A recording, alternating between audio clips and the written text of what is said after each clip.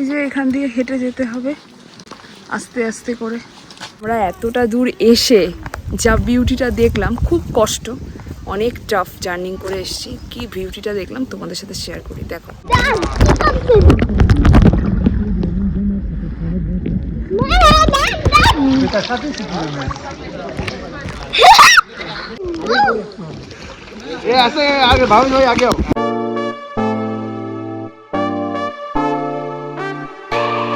Guys, আজকে আমাদের day 3, আর আজকে ডে 3-তে আমরা যাচ্ছি ওয়াদিশা আর বিমা সিংখল, আর ওইখানে আরও 2-4টে অ্যাক্টিভিটিস আছে। কি কি করব, সে কীভাবে যাব তোমাদের সাথে সবার সাথে শেয়ার করব। এখন সকাল 8টা বাজে, আমাদের ব্রেকফাস্ট জাস্ট কমপ্লিট হলো। এখন আমরা বেরোচ্ছি, আগে গাড়ি করব, তারপর আমরা বিমা সিংখল যাব।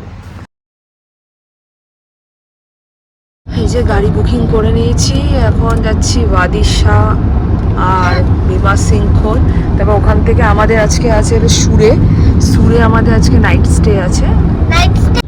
আস্তে আস্তে এগিয়ে চললাম আমরা বিমা সিংখলের দিকে। ফার্স্ট স্টপ আমাদের বিমা সিংখল।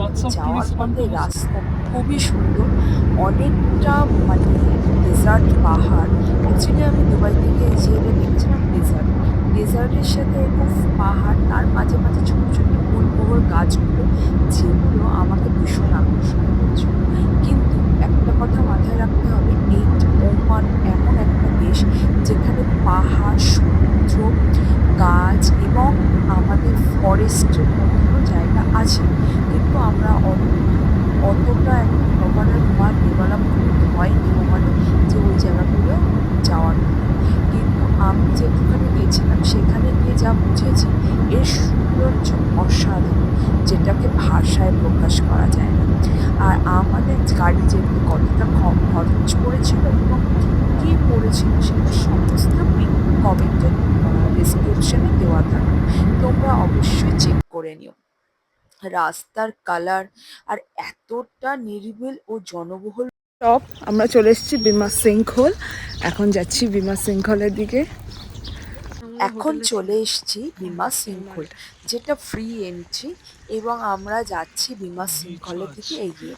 এইটা কথায় আছে, এখানে লেখা আছে, মানে এখানকার লোকেরা মনে করে যে কোনো রকম মানে উল্কাপিণ্ড এসে পড়াতে এটা ভেঙে নিচে যাওয়ার তো কোনো প্রশ্নই ওঠে না, তৈরি হয়েছে। এতটা যাইছে বলা হয় বিমা সিংখল। অনেকে যাচ্ছে, এটা সমুদ্রের সাথে লিঙ্কড আছে, ওদিকেই আমাদের সামনে সমুদ্র, কিন্তু এইখানে জলটা এত ক্লিয়ার, মধ্যে মিষ্টি জল, নোনা জল, সরি মিষ্টি জল না, নোনা জল।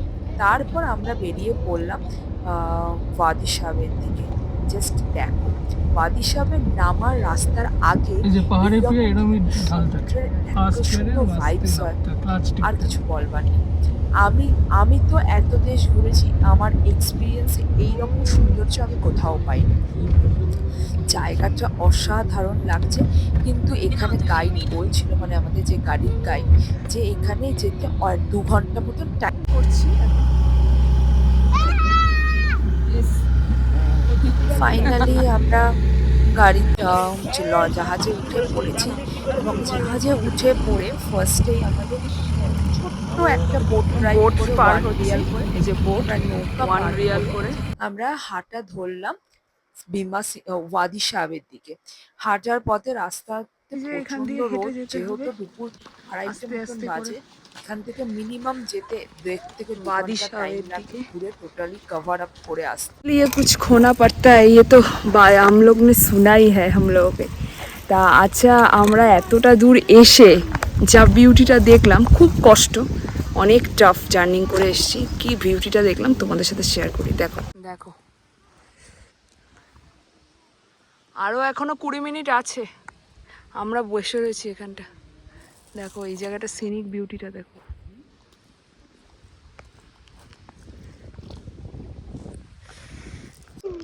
সে 1 ঘন্টা জার্নি করে ফাইনালি আমরা ওয়াদিশা।